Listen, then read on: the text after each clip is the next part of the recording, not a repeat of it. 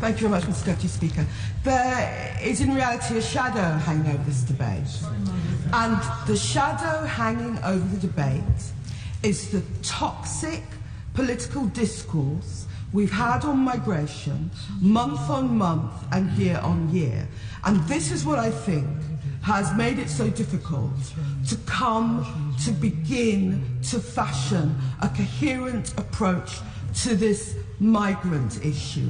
This is why the Prime Minister was so slow in understanding the change in public mood. And of course, I give all credit to the government for the money they've given to the camps and to the region, and I believe that other European countries should match what Her Majesty's government is doing. But we should not use the fact that we are not members of Schengen not to step up to our responsibilities as part of the European family of nations. We should take our quota of refugees, whether from the camps and elsewhere, and we should actively support Italy and Greece, who are bearing the brunt of some of the Mediterranean migration of refugees. I do believe, in fact, that refugees should apply for asylum in the first country they come to. But for that to happen, there needs to be much more support given to countries like Italy and Greece. And as for the Baltics, who have been so noisy about not wanting any refugees at all, well, they should be made to make an appropriate financial contribution. But unless we recognise that this is a Europe-wide issue which requires a Europe-wide coordinated response, we will fall short of what is necessary. There's also the question that's been raised earlier of the regional powers. How many refugees is Saudi taken?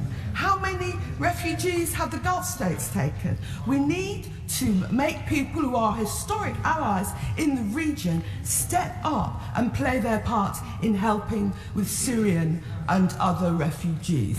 Members opposite earlier were jeering and saying to some of my colleagues, how many refugees would you take? Well, don't challenge a Hackney MP as to how many refugees we take.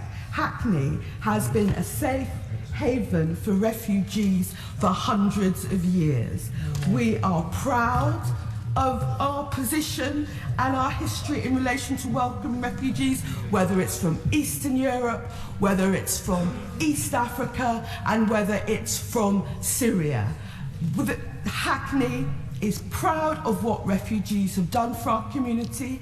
Londoners are proud of being an open city, and rather than scrambling and worrying about what the polls tell us about people conflating refugees with migration and not being happy about numbers, we need to build on our history of a country of being open and tolerant, and we need to move towards a coherent, integrated, Europe-wide approach to this issue, which will not just last one 24-hour news cycle, but will last for decades to come.